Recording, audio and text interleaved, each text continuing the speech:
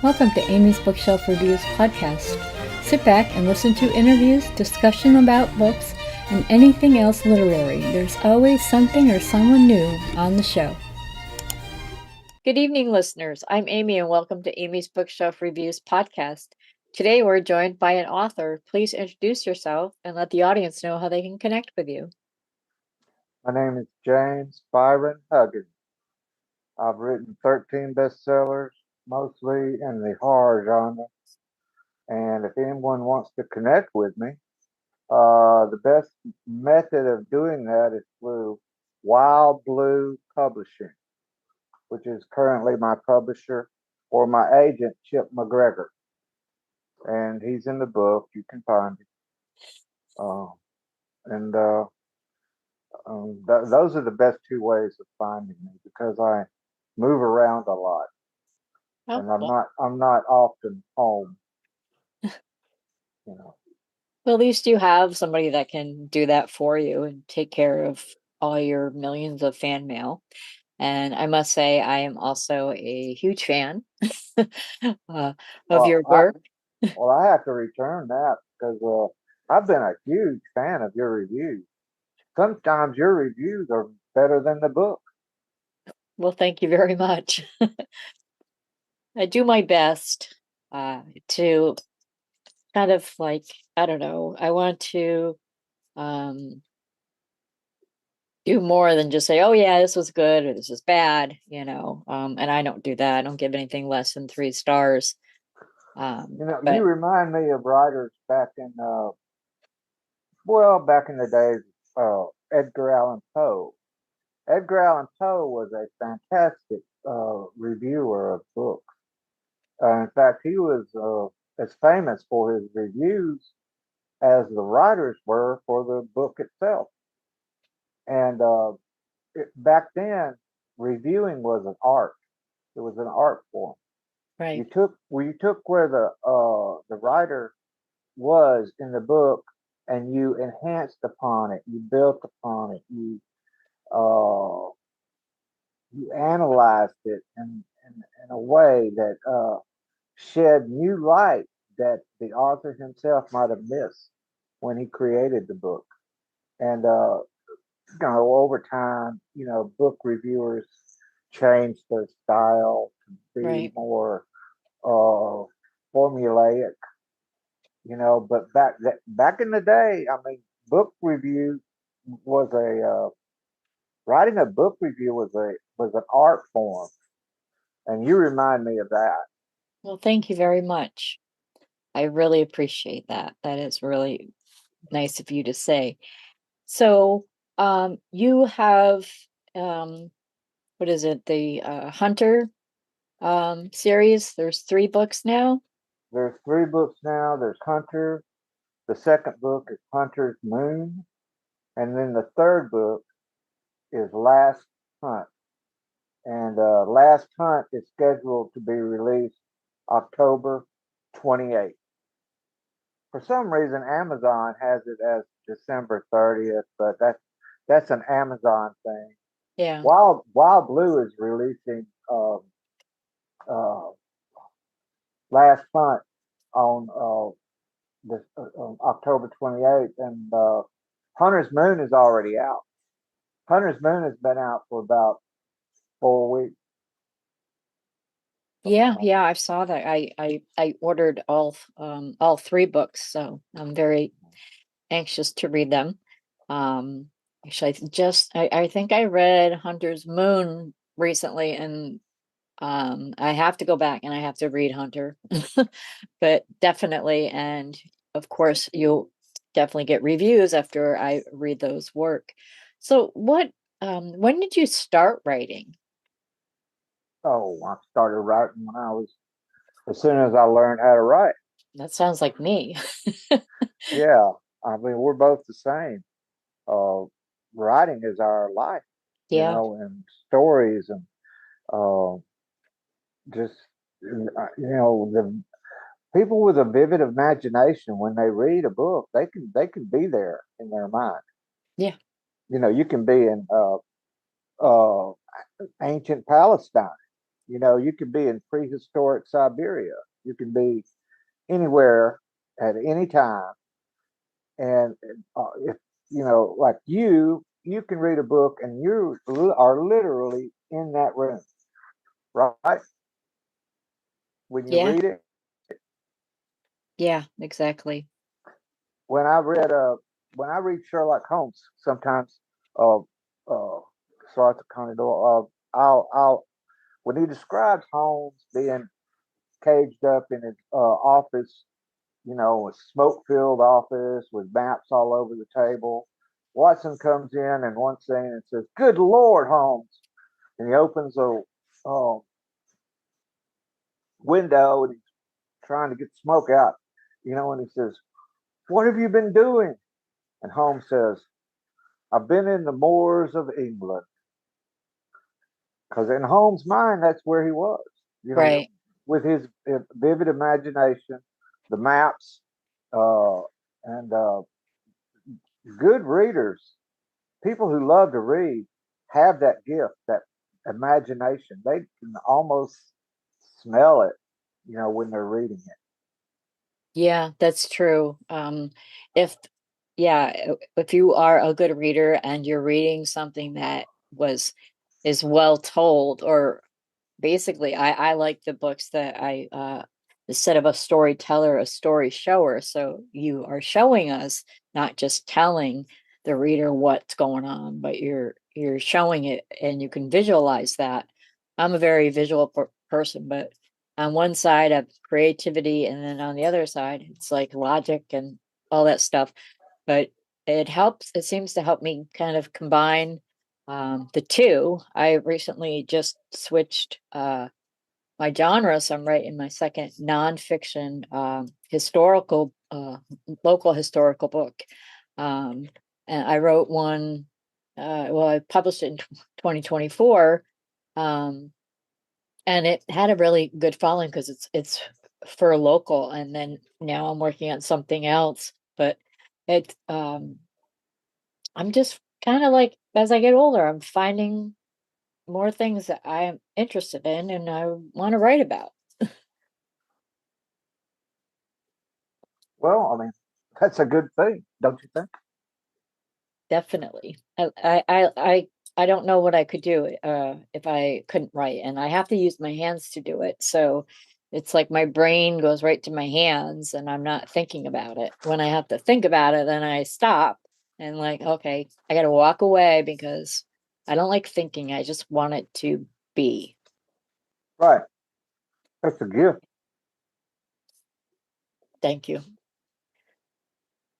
But so you said you have 13 bestsellers? Hmm. Wow, very impressive. Um, I know I have like, uh, I just, I must say that I fell in love with your writing when I read Pain. And that was just like, I was like, okay, this is for me. Definitely have to read it. I kind of feel like a little fangirl right now, but A uh, lot of people like that book. Um, that was a book of the month club main selection. Even the book of the month club chose that one. wow, that's a good one. That's I the mean, only one That's the only one of my books they've ever picked as a main selection. well, I can see why they would pick it, but you have other work too that I just, I think that people just need to. I mean, obviously it's bestseller, so you're getting your readers, but it's just Well, my remarkable. problem's always my career problem has always been a lack of exposure. Uh, it's hard to get noticed amid so many books out there. Yeah, that's I mean, true. you have to have a very good marketing team, or the publisher has to put a lot of money out there to highlight your book. Um, it's a very competitive world, and uh, just to get noticed is a challenge. You know, once they notice you and once they try you, once they read you, a lot of times they become fans. But a lot of people, more than I could count, really, have told me, I just came upon your book by accident. He said, I'd never heard of you. He said, but now you're my favorite writer, and I'm like, I hear that all the time. I mean, people just discover me by accident, Right. uh, and you know what causes that a lot of times is the cover of the book Oh, because they yes. haven't read you. They just they see this interesting looking cover and they pick it up and they'll read the first paragraph, and they'll thumb through it. And if it's something they think they'll like, they'll buy it. But marketing is everything in this business. It's because it's really hard to get noticed in a market full of people who are trying to get noticed. Yeah, You no, know, I understand that.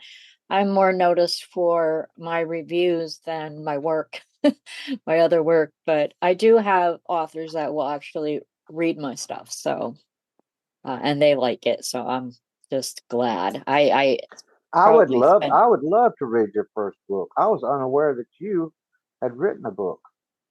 I've written over 104. Um, so Well, after we finish this interview, I'd like you to give you my home address so you might send me one because I would I would love to read your writing. thank you. I will gladly send you something. Okay. I'm sure you've got one of them lying around somewhere. At least one, yes. So you, I mean, you have an agent, and don't they, aren't they ones that would help you get your name out there? They negotiate deals. They negotiate movie auctions and Mhm.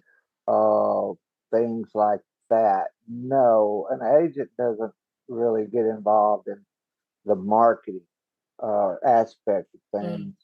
That that responsibility falls really on the publisher. So if the publisher puts, some significant effort into marketing you, then you're liable to get out there. Your name's, liable to attract some attention. Uh, and I don't self promote. I just have a personal policy that I'm not going to promote myself. You know, mhm. I prefer. I mean, as push comes to shove, uh, I'll just trust my fate to God and let the book speak for itself. And I just don't. There's just something about paying to promote myself that I find I don't know too self-serving. Mhm. It's even to the point of being egotistical. Uh, I just don't do it. I just don't want to. I just don't have a taste for it. Oh, You know, I understand. I actually promote other authors, and not much of my own work. Um, but I kind of, when I'm working on a new project, I'll like let people know and stuff like have that. Um, have you written anything in the thriller action genre? let's see, thriller. I think so. I have How about the a. mystery genre, murder mystery, I like haven't 10 Little Indians? I haven't done a murder mystery, but it's kind of like some are suspense and some are um about organized crime, law enforcement, family. I have a entire saga at 67 volumes about the residents of this small town that I made up. And it's got a variety of different things going on. I sometimes I have to stop and say, "Oh, wait a minute, that's too many plot points or too many characters." Then I have to move them. And then when I was writing for it, I stopped at 67, but there were so many times I wrote And I'm like, okay, this is my last book in this series. And then I came up with another idea or something. So, um, but then I started, Well, I'd like to read that one. well, definitely I will send you some. I Um, enjoy, the it's been a long time. I mean, when I started writing, it was, well, I started writing as soon as I could write, but, and as a teenager, it was more like, dark poetry and drama, teenage angst and stuff like that. I wrote a lot of poetry and short stories. oh yeah. It wasn't until about Well, 20 years ago, at 20 that years age, ago. everything is a serious thing. Oh, yeah. You know, as you get older, you realize it ain't that serious.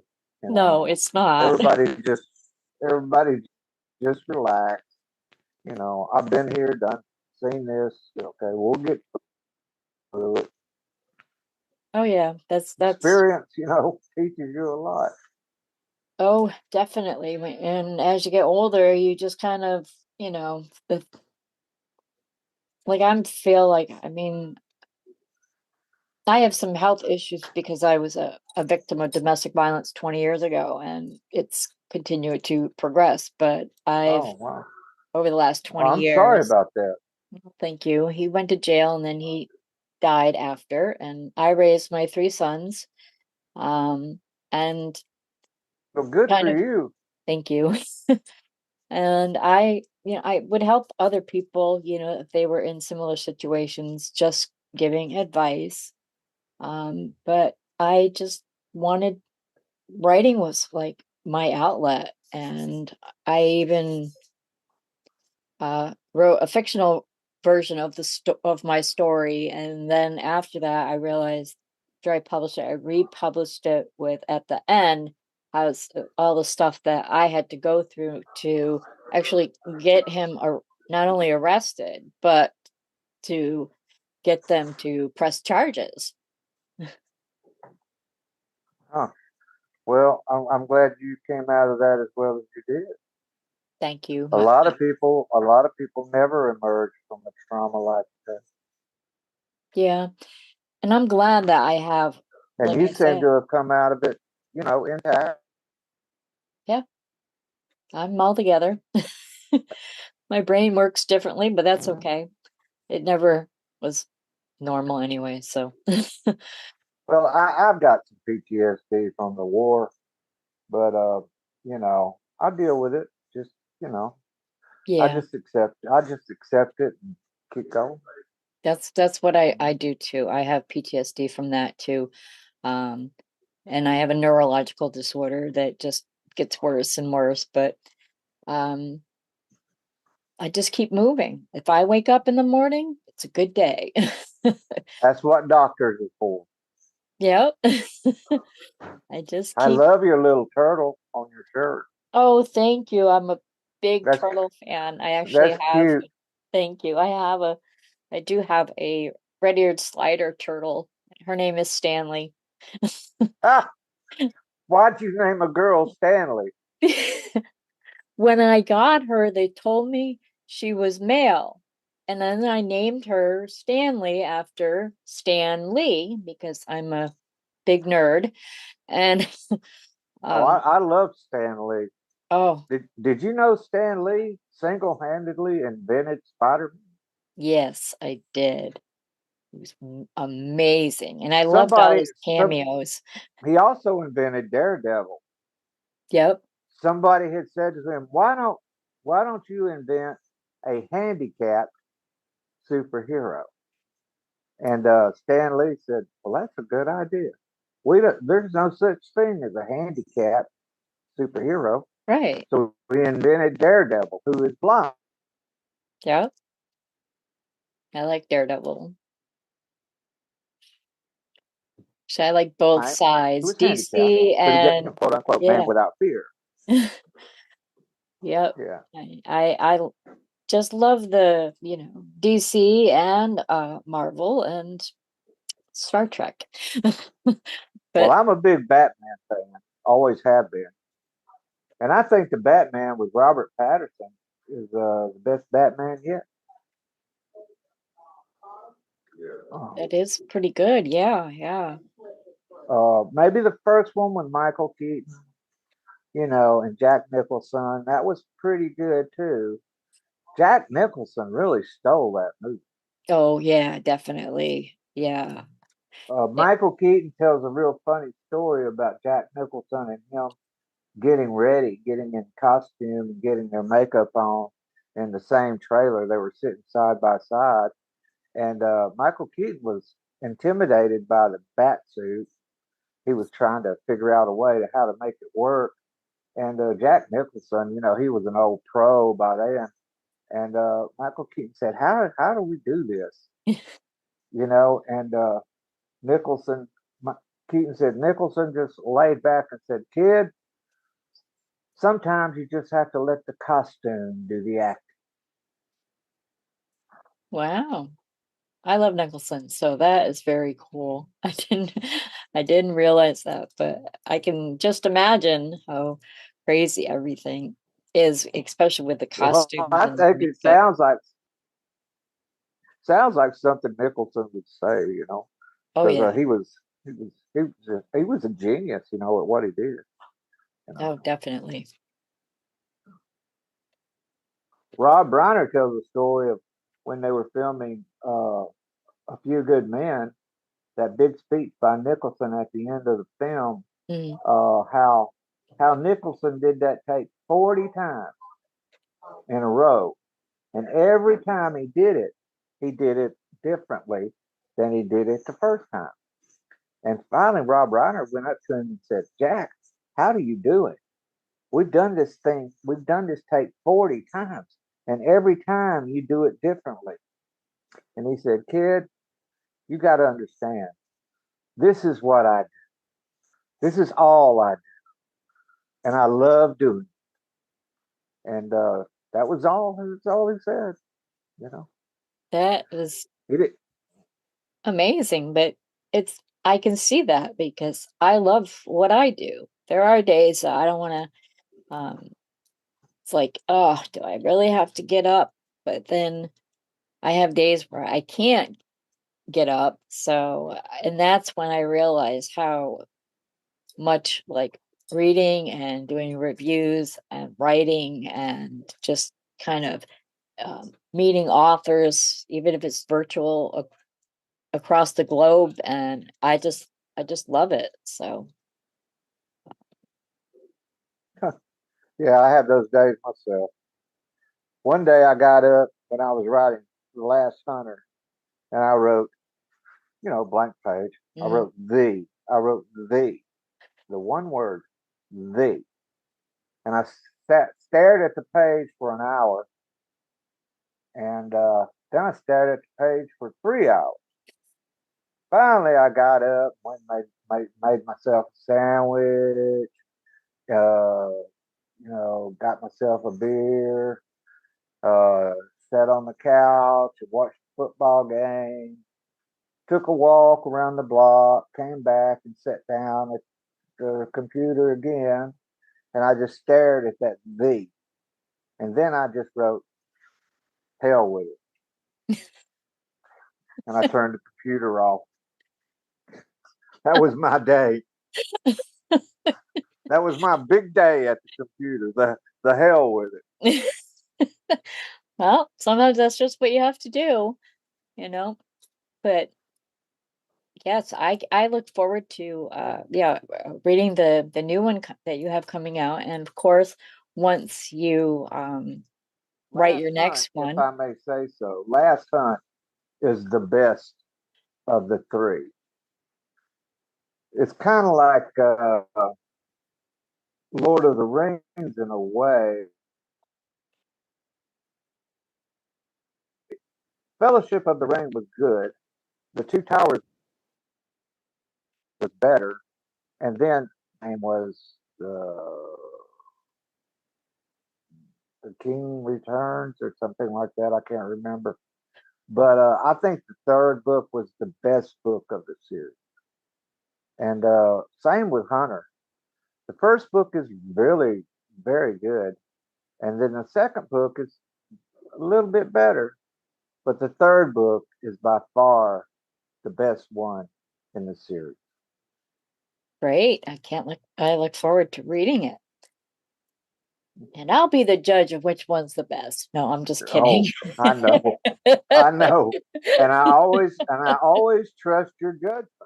Well, thank you very much. I do appreciate that. And I really enjoyed having you on my show today. And in the future, when you released your next one, I'd love to have you back. Oh I well, really we can get together after Last Hunt comes out. And you get a chance to read it and write your review on it. And, we'll do this again. I look forward to talking to you.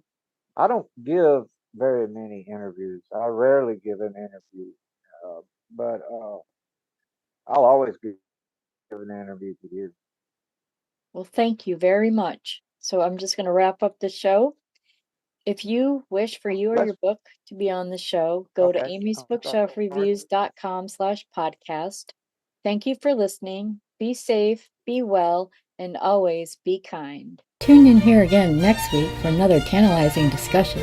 Thank you for listening to Amy's Bookshelf Reviews podcast.